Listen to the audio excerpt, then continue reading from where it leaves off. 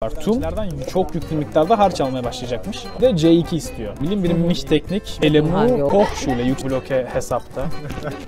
Hesapta para göstermek gerekiyor. Okulu kazanmak için ne gerekiyor? Telefon numarası gerekiyor. Telefon için de banka hesabı gerekiyor. Öyle paradoks var. Ya para tuzağı değil aslında. Para tuzağı.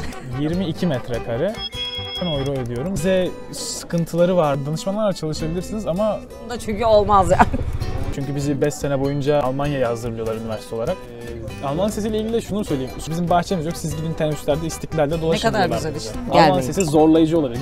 Çok da eğlendim okul sürecinde ama yurdu önceden ayarlamak işte. Bir kere AT11 belgesi diye bir şey var. Mesela özel yurtlar var. O özel yurtlarda o kadar zor ev bulunuyor ki. O bölümler ilk sene alıyorlar ama ilk sene %80'ini... Kaçta tren? 18-22. Mehmetcan'la nasıl konuşacağım? Hoş geldin Doruk. Hoş buldum Simay abla. Nasılsın? İyiyim Simay abla, sen nasılsın? İyiyim ben de. Doruk Münih'ten geldi ama kendisi İstanbullu. Şimdi Münih hikayesini, Almanya'da nasıl okunur, neler yapılır, okul hikayesi nasıl ilerlemiş ondan biraz bahsedecek. Ben zaten Almanya'ya doğrudan Alman lisesinde okuduğum için Türkiye'de kalmamdan daha kolay bir opsiyondu. Çünkü bizi 5 sene boyunca Almanya'ya hazırlıyorlar üniversite olarak. O yüzden Almanya'ya geldim. Tabii vize sıkıntıları vardı. Bizim okul konsolosluk okulu olduğu için daha kolay alabiliyordu onu. O yüzden Evet, vize sıkıntısı çok çekmiyorsunuz galiba kesin de. Biz çok çekmedik ama bizim okuldan bile çekenler vardı. Genel olarak da çekenler olabilir. Çünkü sadece vize yeterli olmuyor işte. Bankada para göstermen gerekiyor bloke hesapta. Bloke hesap peki ne kadarlık? Oturum kartı gelene kadar mı bloke kalıyor yoksa onu aylık aylık mı kullanabiliyorsun? Şöyle bloke hesap normalde ilk bir sene oradan ya bloke hesapta para gösteriyorsun ve genelde ilk bir sene bloke hesaptan para gönderiliyor sana. Yani işte, harçlıkların çıkıyor evet. aslında. Yani Düzenli Expatrio ödeme ve yapıyor. Fintiba var bunların iki tane bizim kullandığımız. Başka varsa bile ben bilmiyorum. Ben şahsen Fintiba kullanıyorum. Hesapta para göstermek gerekiyor. Okulu kazanmak için ne gerekiyor? Alman liselilere önce bir yardımcı olsun konu. Şöyle, çünkü evet, Alman lisesinden çıkanla normal bir kişinin Almanya'ya okuma gitmesi arasında fark var. Çok fark var. Öyle arkadaşlarımız da var. Ben Abitur diye bir sınava giriyoruz biz işte. Almanya'nın YKS'si, ÖSYM'si gibi. Ve bu 1,5 sene süren bir süreç. 11 ve 12. sınıfta. Bunu geçmemiz gerekiyor. Geçerseniz zaten illaki bir okula giriyorsunuz. Çünkü iyi okullara girmek için tabii ki yüksek puan almanız gerekiyor ama bazı Zulassungsfrei dediğimiz puan gerektirmeyen bölümler de var. Ama şunu da söyleyeyim, o bölümlere yani puan gerektirmiyor. Nasıl olsa geçsem yeter diye aldanmayın. Çünkü o bölümler ilk sene alıyorlar ama ilk sene bölümün %80'ini falan eliyorlar. Evet. O yüzden iyi yapmaya çalışıyorum. Mesela benim abiturum çok iyi değildi. Şu an olsa daha çok çalışır mıydım? Muhtemelen çalışmazdım ama çalışmak isterdim yani. Ama çünkü önemli bir şeymiş. Evet. Abiturlarınızı iyi geçin demek istiyorum. Önemli bir şey, evet. Evet. Üniversiteye geldikten sonra Almanya'da yapmamız gereken şeyler var. İşte bir kere AT11 belgesi diye bir şey var. Onu belki siz de buraya gelirken almışsınızdır. AT11 sağlık sigortası aslında. Senin Türkiye sigortanın Almanya'ya veya belli başlı Burada diğer... yok, Avusturya'da yok. Evet, yani Almanya'ya yurt dışı sigortası olarak eşlemen gerekiyor. AT11'i alıyorsun. AT11'i işte devlet dairelerinden ben Beşiktaş'takinden almıştım. Oradan aldıktan sonra Almanya'ya gelince AOK diye bir... Devlet daireleri SGK'dan mı alıyorsun? SGK, evet. SGK'dan aldıktan sonra Almanya'ya gelince AOK dediğimiz bir tane sigorta sistemi var. Ona gidip işletiyorsun. Onlar da işte o kağıt olmadan, çünkü Almanya'da sana AOK bir kağıt veriyor AT11'in karşılığında. Almanya'da hastaneye gitsen seni almazlar. Bir şey soracağım. Evet. Yani sizin o Türkiye'de denklik aldığınız sigorta Almanya'da kullandığınız sigorta mı? Siz sigorta için para ödemiyorsunuz yani. Şöyle aslında biz Almanya'da diyor ki AOK, bu arkadaş bizde sigortalı değil. Biz sadece onun sigortasının karşılığında Türkiye'den parayı alacağız diyor. Ve bir şey olursa AOK Türkiye'den o parayı alıp buraya gönderiyor. O aslında bir aracı sistem gibi bir şey. Peki sigorta ödüyor musunuz? Ekstradan ödemiyoruz. Sigortaya bağlılığınız yok. Şöyle Avusturya'dan farklı yani. Evet. Avusturya ve Almanya'yı bir düşünmemek gerekiyor kesinlikle. Avrupa Birliği vatandaşı değilseniz ve çalışmak isterseniz, miktarını hatırlamıyorum ama aylık 150 euro falan sanırım bir şey ödemeniz gerekiyor sigorta. Ama biz çalışmadığımız için şu an öyle bir şey ödemiyoruz. Ama çalışırsanız iş değişecek. Şu an Evet. ailelerinize bağlı olduğunuz için, sigortada öyle gözüktüğünüz için ödemiyorsunuz. Güzelmiş. Bence çok avantajlı çünkü biz buraya gelen her öğrenci sigorta yaptırmak zorunda. Avusturya'ya dair bir sigorta olması gerekiyor onun ve aylık ücreti var onun. En az 66 Euro'dan başlayan. Evet, her ay ödemek zorunda bütün öğrenciler burada. Onun dışında neler yaptınız? Sigortayı hallettiniz. İkametgah için mesela yurdu önceden ayarlamak gerekiyor sanırım. Yurdu önceden ayarlamak gerekiyor. Çünkü yani yurt olmayacaksa ve ev olacaksa bile önceden ayarlamak gerekiyor. Özellikle çünkü ben Münih'teyim.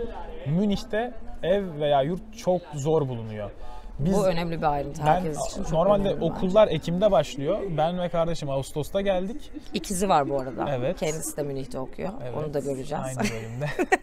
Biz Ağustos'ta geldik. Ağustos'ta bulabildik. Biz Ağustos'taki evi Mayıs'tan falan tutmuştuk sanırım. Çoğu arkadaşımız ev bulamadı. Hatta arkadaşımıza geçin. Münih'te o kadar zor ev bulunuyor ki. Bunu da bilmiyorum ne kadar mantıklı söyleyeyim de. Bayern Münih'in yeni transferleri bile ev bulamadı mesela Münih'te. Doğrudur, ben inanırım. Öyle yani paranız olsa da ev bulamıyorsunuz. Onu demek istiyorsun aslında, evet, değil mi? Ve o yüzden ev ve yurt bulmak zor. Onu önceden ayarlamak önemli. Danışmanlarla gelen var. Evet, danışmanlarla çalışabilirsiniz ama işe yarıyor. Biz danışmanla çalıştık. İşe de yaradı o konuda ama danışmanlar sadece anlaşmalı oldukları evleri söyledikleri için size her opsiyonu söylemiyorlar. Öyle bir şey var. Kendiniz arayabilirsiniz internet üzerinden, Evet. ama ilk gelenler için bu zor oluyor. Ama internette küçük bir araştırma yapıp artık daha kolay. Discord'da bile bulunabilir yani. Facebook üzerinden bulunuyordu eskiden. Olabilir ama onun için zaten özel siteler de var. Onun dışında ev yani ne kadar kira ödüyorsun? ben 780 euro ödüyorum. Bizim Kaç metrekare için? 22 metrekare. Bu Münih'e göre ucuz bir fiyat bu arada. Onu da söyleyeyim. Normalde İçinde neler dahil? Mobilya olarak ve faturalar olarak. elektrik dahil değil. Elektrik dışındaki her şey dahil, yani sudur, mudur, Elektrik faturası? aidattır. Elektrik faturası değişiyor ama Su ücreti alıyorlar mı bu arada Münih'te? alıyorlar ama benimki içine dahil. Bizde su ücreti yok. Su ücretsiz. Olabilir. Çok düşük bir şey ödüyorsun. Sent karşılığı bir şey ödüyorsun. Kiranın içinde. Bizde Evin de içinde yani. neler vardı? Evin içinde yani şöyle, bir kere benim yurt sistemim biraz farklı çünkü benimki aslında yurt değil. Bizimki bir özel stüdyo daireli bir apartman ama daha çok yaşlı insanlar bunları satın alıp öğrencilere kiralıyorlar. Sadece öğrencilere de kiralamayabiliyorlar ama daha çok öğrencilere kiralıyorlar. Apart sistemi. Evet ve önceki öğrenci eşya bırakırsa benim kaldığım yerde Şanslısın. şanslısın değil çünkü o öğrenciden onu alıyorsun. Satın alıyorsun parasını yine. verip alıyorsun. Kalmıyor, anladım. Şey yaparsın ama siz atıyorum yurda giderseniz mesela özel yurtlar var. O özel yurtlarda 900 bin euro civarında. Bir de daha küçük 20 metrekare civarı. Sadece yatak, dolap, her şey hazır oluyor. Her şey Sizinkinde hazır. yoktu sanırım. Benimkinde vardı ama ben de ekstradan ödedim yani dediğim gibi. İkametgah almamız gerekiyor. İkametgah için de önceden randevu almak gerekiyor. Uzun süren bir işlem bu. Büyük şehirlerde bir tık daha uzun sürebiliyor. Küçük şehirlerde çok uzun sürmüyor ama Yani ikametgaha geldim ben buradayım diye beyan edemiyorsun Münih'te, öyle mi? Bizde mesela Şöyle. burada gidiyorsun Türk bağlı olduğun. konsolosluğuna mı? Yok, hayır. Bağlı olduğun bölge, mesela 15. bölgede oturuyorsun. 15. bölgenin belediyesine gidiyorsun. Ben burada yaşıyorum diye kontratını veriyorsun. Onlar sana ikametgah belgesi veriyor. bizde de öyle ama randevu alman gerekiyor onun için. Anladım. Yani ve genelde 2 haftaya falan randevu veriyorlar. Anladım. O yüzden sizin yeriniz hazırsa, gideceğiniz yer hazırsa gitmeden önce ikametgah alın. İkametgahlarınızı önceden alın. Bunun için hatta tanıdık ikametgah randevusu çevrenizi alın daha kullanabilirsiniz. Evet, randevuyu ya da alıp sonra ikametgah İkametgah işlemini online de yapılabilir. alabilirsiniz ama online benim sevimli. kafamı karıştırmıştı, onu söyleyeyim yani. Anladım. İkametgah aldıktan sonra banka hesabı falan açmak için banka hesabı açmak, telefon numarası almak, bunların hepsi için ikametgah gerekiyor. Evet. Banka hesabı için de ekstradan telefon numarası gerekiyor. Telefon için de banka hesabı gerekiyor. Öyle bir paradoks var. Karışık. O yüzden banka hesabına yani sizin Türk numaranızı verebilirsiniz ama Türk numarası olarak kabul etmiyorlar. Başına işte artı 49 deyip bir numara sallayıp sonradan değiştirebiliyorsunuz. O yüzden ilk onu yapabilirsiniz. Onun dışında Bir şey soracağım. evet. Peki Türkiye'deki o bloke parayı Türkiye'den Almanya'ya mı gönderiyorsunuz? Şöyle o Bizim parayı zamanımızda öyleydi burası için. Şimdi Türk hesabını da kabul ediyor mesela. Fintiba ve Expatrio aslında ayrı banka IBAN'ları gibi. Sen o parayı onlara yatırıyorsun. Onlar Türkiye'den sana kendi yatırıyorsun. gönderiyor. Evet, Türkiye'den yatırıyorsun. Tamam. Kendileri Bir de gönderiyor. vize işlemlerini Türkiye'de mi başlatıyorsun? Alman konsolosluğuyla, yoksa buraya gelip mi? Siz yeşil Türkiye'de. pasaportlusunuz. Ama ben O gene vize yüzden almak zorundaydım. oradan mı başlattın? Türkiye'de aldım. Evet, çünkü Anladım. öğrenci vizesi ayrı bir şey. Evet, ama aslında şunu da yapma hakkım vardı, büyük ihtimalle bilmiyorlardır belki. Yeşil pasaportlu olduğun için direkt gidip Almanya'da vize başvurunu da yapabiliyordun. Ne olabilir. Evet. Ama bilmiyorum öyle bir şey ihtiyaç Ama duyuyorum. normalde her türlü Türkiye'den başvurmak zorundalar. Türkiye bir de şöyle bir şey var. Konsolosluklar dolu olduğu için artık ekstra bir Evet. platforma atıyorlar. İsmini hatırlamıyorum onun da ekstra bir şeye atıyorlar. Başka bir yerden yani randevu alıyorsunuz. Anladım. Aracı firmaları var konsolosluklarında. Evet. Yani Almanya'da üniversite şöyle bir şey var. Çoğu üniversitede devamlılık zorunluluğu yok. O yüzden Derslere gitmeyen çok çok oluyor. gitmiyorsunuz. Gitmeyen çok oluyor ama yani şöyle derslere gitmeseniz bile dersi anladığınızdan emin olmak lazım yoksa geçemiyorsun. En kolay bölüm bile geçemezsin çünkü. Dersi anlamazsan. Ve çok büyük şeylerde salonlarda, yapılıyor. amfilerde açıkçası çok böyle Anlayamıyorsun. arkadan oturup dinleyince anlamıyorsun ve onların çoğunun kaydı alındığı için kendi başına yapınca evde daha kolay anlayabiliyorsun. Veya tutoriumlar var. Bunlar işte üst dönem öğrencileri sana senin Aynen. dersini anlatıyorlar. Senin Evet. dersin. Destekleyici bir sürü şey var aslında Evet. ders öğrenebilmek. Onun, bu arada para kazanmak için de tutoriumluk falan yapabiliyorsunuz. Bu tutoriumluk yaparsanız o sigorta şeyine gitmenize gerek olmuyor diye biliyorum. Sigortaya para vermenize gerek olmuyor diye biliyorum. Anladım. Ve okul Öğrencilerin içinde- kendileri için kolaylaştırdıkları bir yöntem. Okul içinde para kazanabileceğiniz birçok nokta var. Yani çünkü mesela ilk geldiğiniz sene özellikle bir sürü ilk 2 ay parti organizasyonu oluyor. Onların organizasyon ekibine. Evet. Çünkü veya gerçekten para barmenlik kazanmak ekibine. zorunda olan bir öğrenci kitlesi Evet. olabilir. Yani bir para kazanmak için bir sürü yöntem var o yüzden Evet. o konuda. Bunu da söyleyeyim. Şimdi uzun süre ben mesela ben 20 yaşındayım. İlk defa ailemden ayrı bir eve çıktım. Onda tabii benim kardeşim var ama yine de biz Zorlukları var. Evet, aynı evde yaşamıyoruz. Aynı apartmanda farklı stüdyo dairelerde yaşıyoruz. Yani bir tık daha ev işleriyle uğraşman gerekebiliyor. Annenizin değerini anlıyorsunuz babanızın. Annemi sık çağırasım geliyor Münih'e. Buradan selam. Evet, çok olası değil tabii ama olsun. Hani bir de- Yalnız kalmak biraz zorluyor yani. Ya Çok keyifli yanları var ama şöyle- bu tip işler çok da cazip Bizim değil şansımız Alman liseler olarak bizi mental açıdan çok zorlamadı. Yani zorladı tabii ki ama galiba. atıyorum Ama çoğunuz oradasınız. evet, benim kuzenim İtalya'ya gitti ve o tek yani orada tanıdığı başka Aha. kimse yoktu. Onu daha çok zorladı mesela. Çünkü biz Alman lisesinin atıyorum 130 mezunun 127'si yurt dışına gidiyorsa onların da 90 kişisi Münih'e geliyordur. Çok 80-90 kişisi. O yüzden benim de çok sevdiğim arkadaşlarım Münih'e geldiler. Hepsi olmasa bile. Zaten bir aile kurmuş oluyorsunuz. Alman lisesinin de o artısı var sanırım. Çünkü Evet. geçmişten Alman liseli tanıdıklarda da aynı şeyi görüyorum ben. Yani hala 70-80 yaşındaki insanlar bile birbirleriyle görüşmeye devam ediyorlar yani. Alman Sizde de lisesi öyle bir güzeldi. durum var herhalde. Yani ben bilmiyorum şu an tabii biz daha okul biteli bir sene oldu ama çok ayrılmayız diye de düşünüyorum inşallah. Peki Alman lisesi olmasaydı Ne nerede yapardım? okurdun? Almanya'da okur muydum bilmiyorum. Çünkü şimdi ben ilk LGS'ye giren dönemim. Biz TEOG'a gireceksiniz diyorlardı. Sonra Tabii TEOG diye bir Evet. sistem vardı. TEOG'u kaldırdık Hala var mı dediler. bilmiyorum. Biz de iyi yok şu an. İOŞ dedik. LGS'ye sokacağız siz dediler birkaç ay sonra. Biz de tamam girelim dedik. LGS'ye girdik. Oradan ben Alman lisesini kazandım. Benim derdim bir şeydi. Sınavı iyi yapayım, en iyi gelen okula gelirim falan Denk geleyim dedim. diye. Ya Bunları hiç yoksa hesaplamamıştım ben aslında. Almanya'ya giderim, orada okurum. Evet. Derdim Bunları genelde yoktu. aileler hesaplıyor zaten çocukların geleceği için. Alman lisesiyle ilgili de şunu söyleyeyim. Eğer matematik veya özellikle matematik değil de fen kafanız yoksa Alman Gelmeyin. lisesi zorlayıcı olabilir. Gelmeyin demem. Benim fen kafam çok iyi değil. Çok da eğlendim okul sürecinde ama Ama zorluyor. çok zorluyor. Çünkü tam bir fen lisesi. Almanya'nın şöyle bir avantajı var Amerika'ya falan kıyasla. Biz özellikle Alman lisesinden çıkarsanız biz Bildungsinnere Schüler diye geçiyoruz. Bu da Almanya'nın kendi yetiştirdiği öğrenciler olduğu için bizden para almıyorlar okula. Ya şöyle daha doğrusu biz Avrupa vatandaşı, Evet, onu sormadım. Evet, Avrupa onu açıkla. vatandaşı Statüsünde oluyorsunuz. statüsünden giriyoruz. Yani mesela biz burada 756 euro harç ödüyorsak onlar harç ücreti ne kadar? 18 euro falan ödüyorlar. Okula büyük mı? ihtimal. Evet. 75 euro. İşte Ama 75 şöyle euro mesela ödüyorlar. Münih Aynı şey Avusturya Lisesi için de geçerli bir durum çünkü burada. Ben Münih'te aslında 3 tane ana okul var benim bildiğim. Biri Münih Teknik, biri Evet, sen okulundan bahsettin hangi LMU, okulda olduğunu. biri de Hochschule, yüksek okul. Yüksek okula Alman lisesinden giden kimse bildiğim yok yani. Büyük ihtimal yoktur zaten. Ee, Onu genelde bitiremeyen Türkler geçiş yapıyor olabilir. LMU'da şöyle bir şey, pardon TUM'da şöyle bir şey var. TUM seneden itibaren Avrupa vatandaşı olmayan öğrencilerden çok yüklü miktarda harç almaya başlayacakmış. Mesela bu Bildungsinnere Schüler bizim Alman lisesi öğrencileri veya buradaki Avusturya lisesi öğrencileri orada olsaydı hala 75 euro ödemeye devam edecekti. Anladım. Ve şöyle bir şey de var. Ben LMU'da okuyorum. Ben TUM'a kaydolmuştum en başta. TUM'dan son bir ay kala çıkıp LMU'ya girdim ve ben TUM'a harcımı yatırmıştım. Ben harcı yatırdım gitti diye şey yapıyordum. Geçen birkaç hafta önce mesaj geldi bana. Geri Biz sizin ödedik. paranızı almıştık, geri ödeyelim Evet, diye. O da öyle hoşuma güzellikleri var. Avrupa'nın her yerinde var. Burada da aynı şekilde. Evet. Fazladan ödüyorsan geri yatırıyorlar. gitti. Evet. Ama harç ücretiniz yok gibi bir şey yani sizin. Çok az yani.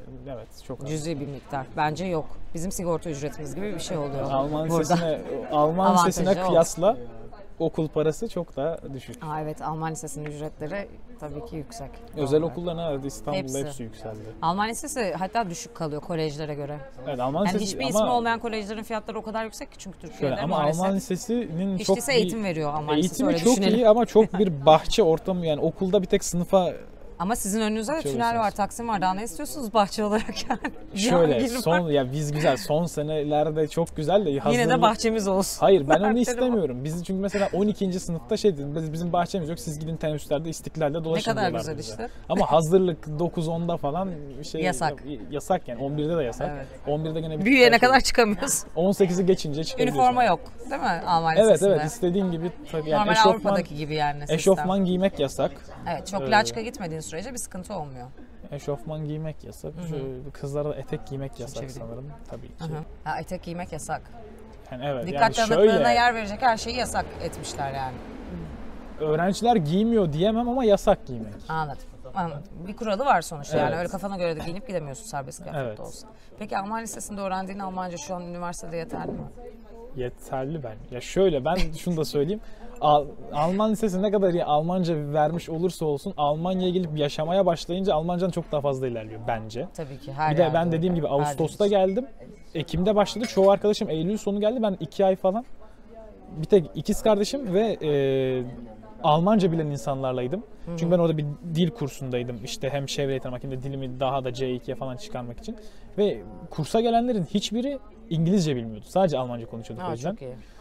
O bayağı geliştirdi. Ama bir de Münih'in şöyle bir eksisi de var o konuda. Zaten hep tanıdığın insanlarla olunca sadece Türkçe konuşarak hayatını... Ama o her yerde öyle. O ilerlettirebiliyorsun. değişen bir şey değil. Yani bir Türk için, çünkü ailenden uzaksın, doğal olarak onlara ihtiyaç Evet. duyacaksın yani. Doğal olarak öyle ilerliyor. Evet. Peki Almanca kursuna gitmelerini tavsiye eder misin insanlara? Yani geldikten sonra bir Alman Alman lisesi lisesinden bitiren sonra. biri olarak yine de gitseniz onun avantajını görürsünüz diyor musun? Yoksa sadece Şöyle. zaman öldürdük, insanlarla tanıştık, sosyalleştik mi? Dil kursunda seni geliştiren şey, dil kursundan ziyade oradaki insanlarla konuşman Tamam, sosyalleşmek bence. oldu. Evet. Çünkü oradakiler de Almanca biliyor. Zaten o seviyedekiler gelebiliyor. Doğal olarak Artısı Almanca şu, ben konuşuyoruz. her bürokrasi işimi okullar başlamadan hallettim. Diğer arkadaşlarım okullar sırasında halletti. Ha, gitmeniz gerekiyor mu? Gerekmiyor bence ama Ama sosyalleşmek ya şöyle için. tabii, Alman lisesindenseniz gerekmez herhalde. Evet. Tabii Ama Almanca gerekmez. bilmiyorsanız, Almanya'da okumak istiyorsanız gerekir. Bence de. Yani ya da biraz Almanca öğrenip de Almanya'ya, çünkü Almanya bir sertifika istiyor diye hatırlıyorum ben. B2'yi bitirmiş olarak Evet. seni alıyor sanırım. Değişiyor. Bölümüne göre değişiyordur. Bölümüne göre değişiyor. Aynen. Bir de hangi, mesela Göte'de C2 istiyor. Evet. Diğerlerinde olabilir. C1 veya B2 istiyor. Eminim. Aynen. Onu alsam bile aslında yeterli olmayabilir. Çünkü 5 yıl boyunca hiç Almanca bilmeyip sonradan kursla öğrenen bir insan Evet. gidip orada tekrar takviye alabilir yani kursu. Evet. Münih'te kalmayı düşünüyor musun? Yani bu arada bölümünden bahsetmedik. Ne okuyorsun? Ben informatik, yani yazılım okuyorum. Çağımızın mesleği. Evet. Gayet iyi bir bölüm. İyi bir bölüm. Sevene güzel. Sevmeyene. Seviyor musun? Sana güzel mi yani? Şöyle yani, yazılım, ya ben hiç yazılım yapmamıştım hayatımda daha önce. Yazılım ama sıkıcı bir şey değil bence. Ama hayatımın geri kalanında onu mu yapmak istiyorum bilmiyorum. Ne yapmak istiyorsun? Ne yapmak istiyorum? Ne yapmak istiyordun ya da var mıydı öyle kafanda bir şey? Nasıl Hala şekillendi? istiyorum. İstiyordum değil, herhalde geride kalmadı şu an. Neymiş o? Ben daha çok sinemayla ilgilendiğim için daha film bazında şeyler yapmak istiyorum. Bakalım, ona da inşallah. Peki sinemayla olan ilgin ne düzeyde? Kendi kendine yani film izlemek mi, yoksa bir şeyler çektin, üzerine düşünüp yazdığın bir şeyler var mı? Üzerine şöyle, bir kere arada yazılım yazmam gereken yerde bazen senaryo yazdığım oluyor.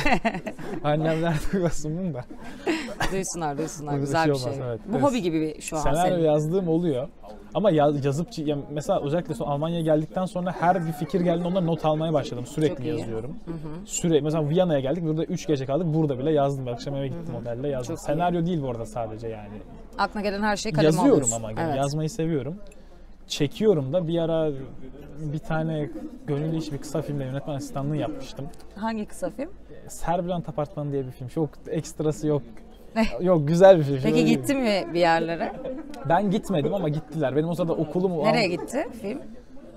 Miami'de bir festivale katıldı sanırım. Festivale bir de katıldı Avrupa'da yani. bir festivale katılmış ama hatırlamıyorum Anladım. neresi olduğunu. Ama sonuç olarak kaç yaşındaydın bunu yaparken? 17 sanırım. 17 yaşında böyle bir şey ister ödül alsın almasın, tanınsın tanınmasın senin için büyük bir artı. Güzel. Yani film okumak isteyen ya da öğrenmek isteyen, bu işte ilerlemek isteyen biri için. Evet. O 17 yaşındaydım. Güzeldi. Şu anda çevremde de sanat seven arkadaşlarım var. Onlarla bayağı oturup konuşup bir şeyler düşünüp bir şeyler yapmaya çalışıyoruz. Bakalım. Oradan da Devamı da gideceğiz. gelir. Zaten oysa senin için bir tutkuysa ki ne zaman başladı bu tutku? Ben Kaç yaşlarındaydı şöyle, yani? Ben küçüklükten beri film... Küçükken karikatür çiziyordun. Karikatür müydü? Ne? Ya bir şeyler çiziyordum. Abi. Evet, ama Karikatür- hikaye evet, oluşturuyordun. Evet, yazıyordum. Evet. Karikatürden Kitaplar çizgi roman oluşturuyordun. şeyler yazıyordum. Evet, çizgi roman gibi. Ama sinema yönetmen olmak istediğimi anlamam herhalde 15-16 yaşlarındayken Evet. başladı. Ve hala devam ediyor. Şu an kaç Hala yaşındasın? şu an 20 olacağım, bir iki haftaya falan herhalde. Yani bundan aslında vazgeçmemişsin. O öylesine Evet. bir heves değilmiş. Ama çünkü onun öncesinde de sinema vardı. Sadece ben film izleyip şey diyordum. Aha, bu karakter güzelmiş, şu karakter güzelmiş. Ben bunları oynamak isterim. Daha oyunculuk yöneldim. Sonra aslında sinemayı araştırıp okumaya başlayınca şeye fark ettim. Ya benim kafamda atıyorum hikaye varsa veya bir olay varsa. Ben oyunculuk istemiyorum aslında. Arka plandakini yapmak istiyorum bu dedim. Evet, ya bir de şöyle bir şey var. Ben o oyuncunun yapacağını ve o oyuncunun düşündüğünü biliyorum. Onunkini de biliyorum. Onların hiçbiri değilim ama aynı zamanda hepsiyim gibi bir şey vardı. Ondan sonra da o daha Bu karakterleri ben yaratayım o zaman oldu. Evet. Sende de oldu. Arka plana yöneldim. Bir de daha şöyle bir şey var. Mesela bir yerlere gidiyorum, atıyorum Türkiye'de, yurt dışında. Ve her ne kadar videoyla çekip fotoğraflasak da ya gözümün gördüğü Evet. ve beğendiğim şeyler çok daha etkili oluyor. Ben de o yüzden Bunları kendi hayata gördüğüm dökmek şekilde istiyorsun. insanlara bir şeyler göstermeyi de çekmeyi seviyorum. Evet. O yüzden Kesinlikle güzel. öyle oluyor. Güzel. Peki böyle Instagram sayfan falan var mı? Bir de böyle şeyleri, fotoğrafları çekip de koyduğun bir sayfa var mı? Onu da Var, şuraya bir yerlere onun ismi ekleyelim. şöyle. Onun ismi Urgent Teen Journey ama onun da ismini değiştirmeyi düşünüyorum. Çok Tamam, hoşuma yeni gitti. açıldığı için o zamanla süreç içerisinde. Bir Ama arkadaş- oradan da takip edilip bakılabilir Evet, yani. o şeydi zaten. Gelişimini görebiliriz ya da şu an yeni açılmışsa bundan bir 10 yıl sonra neye dönüşeceksin Ya o gibi. hesap şeydi zaten. Arkadaşlarımla bir tane partiden sonra ben bu fotoğrafları paylaşmak istiyorum deyip Oluşan bir isim ne hesap. olabilir? Hadi şu olur, bu olur. Bir de akşam geceydi olsa da şu olsun, bu olsun. Hadi şunu yapayım deyip yaptığım bir hesaptı. İşte onu öyle şu an gezilerinle ya da gördüklerinle Evet. pekiştirebilirsin. Yapıyorum zaten. Buradan Güzel. da atacağım. Peki şu an diye sana bir düşünüyorum. teklif sunsalar, deseler ki bırak sen bu bölümü, işte nerede istiyorsan film okulu, buraya git oku. Giderim. Düşünmeden. Düşünme. Peki şöyle, ailen diyelim okulunda kalmanı istiyor. Kıracağını bilsen de kabul eder misin? İkna ederim. Eder misin? İkna ederim ben ama annemi. Hatta şöyle bir olay oldu. Bunu da anlatayım. Peki şu an niye ikna etmedin de Edeceğim. gelebilecek bir teklif için ne diyorsun? Şu an niye etmedim? Çünkü Münih'e gelmeden önce yani ben bir şekilde oraya giderim tarzı düşünüyordum. Buraya gitsem de oraya giderim diye düşünüyordum. Burası bir basamak yani. Annemler Münih'e git falan diyor. Çünkü kardeşim Münih'e gideceği için ayrı kalmayın diyordu. Münih'e Evet. gidiyorlardı. Buraya gitsem de oraya giderim diyordu. Siz ayrı kalamıyor da olabilirsiniz belki. Bunu da arada düşünüyorsunuzdur belki. Ya annemler şey dedi, işte aynı yere gidin de bizim de ziyaretimiz kolay olsun falan. O da filan dediler. doğru. Ben de tamam dedim de şu an bakınca Münih'te istediğim bölüm yok. Kötünün iyisi var. Medya informatik diye bölüm, medyayla bilgisayar mühendisliğini birleştiren. Ona da giremedim. Ona da gerek yok bence. O yüzden Sonuçta ona girse de asıl yapmak istediğin şey Asıl yapmak istediğim yönetmenlikse şey o zaten değil, evet. onunla alakası yok. Boşuna zaman kaybetmeye gerek yok.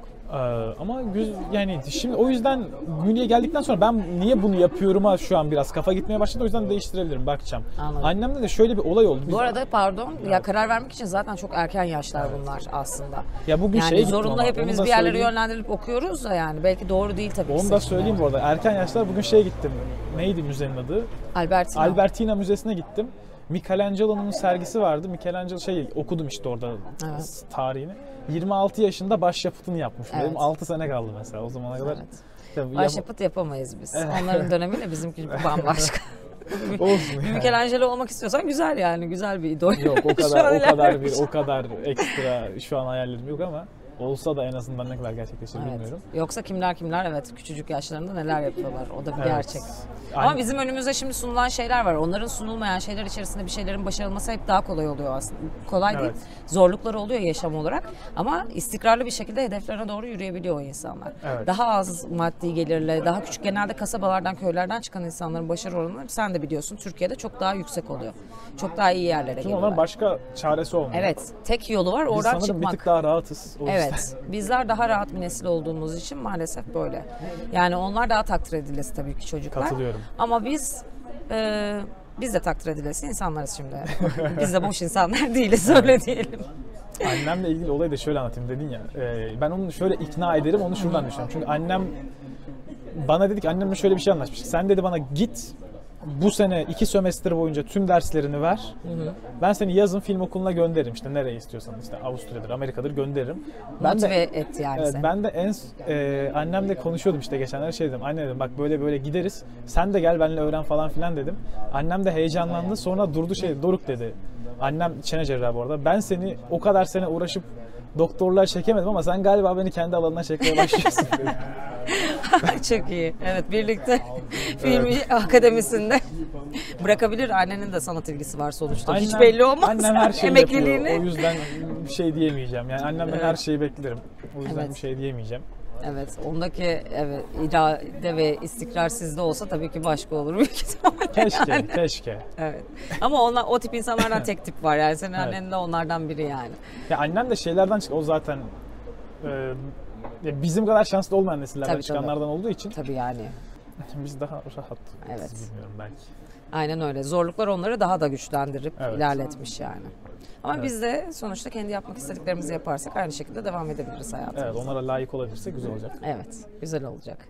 Memo gel selam versin baba. Gelsin selam versin devamını çekelim sonra. Tamam, yazın gelince Böyle- devamını çekelim. Yani yazdan önce gelin o zaman Doruk. Tamam, O ne yaza kadar? Bu da Devam ikiz edelim. kardeşim. Dur bir Yengen otur oldu. sen. Ha, Yengen. tamam. Hoş geldin Mehmetcan. Hoş bulduk. Nasılsın? İyiyim, siz nasılsınız? Biz de iyiyiz. Siz nasılsınız? Mehmetcan Ne kadar Doruk'un resmi. ikiz kardeşi. Aslında ben Mehmetcan'ın da duygularını almak istiyorum ama onların treni var gidecekler. Evet. Sadece böyle kısaca şimdi duydun da bizim neler konuştuğumuzu bahsedip Doruk'un eksik bıraktığı bir şeyler var mı? Bilgilendirmek istesen. Ya Doruk her şeyi güzelce özetledi. Yani Münih'teki sıkıntıları, zorlukları, bölümü güzelce özetledi. Sadece sıkıntılar değil ama ya güzel. Evet, güzellikleri de yanları da var özetledi. tabii ki. Onun dışında ekleyeceğim şu an aklıma Ben bir bir şey şey gelmiyor. eklemek istiyorum bu arada. Almanya'ya gelmek istiyorsanız güzel kıyafetler alıp gelin, üşürsünüz çünkü. Güzel dediği kalın kıyafetlerle gelin. Bere, atkı, Almanların- kalın montlar, botlar ki Evet. arkadaşımız bunu diyen kişi buraya Aynen. botsuz gelip ayakları sırasıyla. Spor ayakkabıyla geldi Doruk. Aynen. Viyana'nın bu soğunu. Evet Onun ve bir nedeni yağmurlu vardı. havasına. Nedeni- Şöyle Almanların bir sözü var. Es gibt kein schlechtes Kleidungen. Es gibt nein pardon. Tam tersini Tam tersi yanlış söyledim. Es gibt kein schlechtes Wetter. Es gibt schlechte Evet. Kleidungen diye. Kötü hava yoktur, kötü kıyafetler vardır. O yüzden iyi giyinmek lazım. Kesinlikle. Bunu şu anlamda da söylüyorum. Yazları da aşırı sıcak oluyor çünkü. Evet, İstanbul'dan çok daha dengeli sıcak. almak lazım. Ya bahar ayı diye bir şey yok artık yani. Evet. Bir şemsiyeniz, bir yağmur çizmeniz bunlar şart. Ben geldiğimde 36 dereceyi görmüştüm. En son eksi 14 dereceyi Geldiğimizde gördüm. İstanbul'dan daha sıcaktı Münih. Öyle mi? Evet, harbi 30 Evet. dereceye çıkmıştı. Bir dönem 36'ya burası çıktı. da öyleydi işte. 36'ya da iklim krizinden çıkmıştı. kaynaklı maalesef öyle. Peki sen de Alman lisesinden gelen biri olarak Almancanın yeterli olduğunu düşünüyor musun? Ya Almancam yeterli Asla- ama şunu Yetenek çünkü ekleyeyim. bir lafım Doruk'un- var asla öğrenilip yani Evet. böyle demiyor da yani asla. Doruk'un eklemediği şunu ekleyebilirim. Bizim 9. ve 10. sınıf pandemiye gitti. O yüzden Evet. Almancamız biraz geri kaldı bizim evet. üst dönemlere Çünkü göre. pandemide Pandemi döneminin öğrencileri herkes Online eğitimde biraz Almanca öğrenmek sıkıntı olduğu için Çünkü oradan şöyle, biraz eksik aslında kalmış öğrenmek olabilir. isteyen öğreniyordu online eğitimde ama okulda değildik. O yüzden çok Evet doğal olarak herkes de bizim öğrencilerimizde de aynı şeyler oldu yani. Pandemi maalesef çoğu yani asıl cerrahi dallarda ilerleyenler nasıl mezun oldu ben onu merak ediyorum. Hadi siz Almancayı bir şekilde toparlarsınız da onların öğrenmesi gereken bilgi birikimini nasıl toparlarlar onu Online bilmiyorum. eğitimle doktor falan oldular Evet sanırım maalesef. onlar. Maalesef ve biz o nesile lütfen kendinizi geliştirin. Bu online eğitimle doktor olanlar buradan size sesleniyoruz. eğer bizim gibi online eğitimi geçirdiyseniz özellikle. Evet, evet lütfen. Peki şu an deseler ki Viyana mı, Münih mi? Hangisini seçersiniz? Ne için? Yaşamak için. Yaşamak Ya ben şöyle söyleyeyim. Viyana ya daha güzel bir şehir bence. İşte mimarisi daha güzel, ortamı daha güzel. Dakikliği, ulaşımı. Dakikliği, ulaşımı biraz Münih o konuda daha iyi bence. Aa. Ya Öyle mi? Ya şöyle diyeyim, dakikli ulaşım güzel. İkisinde aynı, burası da dakika. Ya Münih'in metrolarını daha çok sevdim ben ama. Ha. Viyana'nın metrolarına Münih'in göre. metro Metroları hattı çok hoşuna kolay. gitti. Metro Evet, hattı, metro hattı ben çok güzel. Daha İstanbul- gelişmiş, daha Ben modern. geldim, İstanbul'un metro hattını Metroları daha temiz. seviyorum. Ha, evet olabilir temizlik konusunda. Münih'in metro hattı çok güzel ama. Evet, çok Ama güzel. şöyle söyleyeyim, yaşamak için Viyana bir tık daha iyi olabilir. Özellikle ben sanat sevdiğim için o hoşuma gidiyor. Münih'e ilk geldiğimde çok ön yargılıydım. Şu an bir tık daha ısındım diyebilirim. Ama burada bir insan yalnız çıktığında aslında yapabilecek daha fazla şey bulabiliyor. Evet. Sürekli nereye burada baksan sadece tatmin oluyorsun Tek zaten başına kendi yürümek istesen bile düşüncelerinle. çok Evet. zevk alıyorsun yani. Evet. Ama Münih'te öyle bir şey yok anladığım kadarıyla. Münih biraz Münih daha, daha çok Almanya öğrenci genel şehri olarak gibi. öyle Ya zaten. bir de Münih ve Bayern eyaleti Almanya'nın en konservatif bölgesi. O yüzden Evet, bir de öyle bir şey var, çok erken kapanıyor. Yani. Oturum vizelerinizi hemen aldınız mı? oturum izni almadık. Oturum daha. izni henüz almadık, başvurduk, bekliyoruz. Başvurduk biz. Peki başvuralı ne kadar süre oldu? 1,5 ay falan oldu herhalde. Çünkü 1,5 ay. şöyle Evet, Münih benim de bir ay oldu. Ben 2 biraz ila geç oldu. 8 hafta diyor. Sana oturum izninin daha doğrusu şöyle. Oturum iznine başvurmak için başvuruyorsun sen. Oturum iznine başvuru bilgilerin gelmesi sana 2 ila 8 hafta. Evet. Hala gelmedi. Evet, burada da çok uzun sürüyor. Almanya bir tık daha rahat aslında bu tip şeyler için. O yüzden de öğrenciler tercih ediyor olabilir. Zaten Alman liseli buraya gelen tanımıyorum gibi bir şey. Ben Avusturya liseliler genelde tercih ediyorum. Bildiğin Avusturya liselilerin çoğu da Almanya'ya geliyor, Münih'e ya da. Yavaş Çünkü yavaş. Avusturya'nın prosedürü maalesef çok zorlu. Dediğiniz gibi sigorta bile büyük nimet sizin için yani. Türkiye'dekini sayıyor olmaları. Yoksa sürekli çalışmak zorunda, para kazanmak zorunda kalıyor insanlar. Şimdi onların treni var, gitmek zorundalar. Ama Mehmet Can'la da tekrar görüşmek Evet, istiyoruz. Başkalarına Viyana'ya tekrar da geldi. Sizden Evet. bilgiye bekliyoruz bu arada. evet, Kanala geri döneceğim. bekliyoruz. O zaman kanalımızı takip etmeyi, abone olmayı, Doruk'u da takip etmeyi unutmayın. O Mehmet Can sosyal pek medyası yok. kullanmıyor. Instagram'ım yok, o yüzden bir şey söyleyemeyeceğim şu an. Evet ama bizim kanalı takip edebilirler. Takip etsinler. Abone olun, beğenin, yorum yapın. Sorularınız olursa yazın, mutlaka ulaştırırız, cevaplarlar. Kendinize iyi bakın. Hoşçakalın. Hoşçakalın. Görüşürüz. Saat kaç? Koşarak. Bence de. Koşarak bağlı falan. Bebeğim hemen toplam. Biz Ne koşalım. bileyim ben sizi nereye bindireceğimi bir bakayım. Ben biliyorum ya yolu.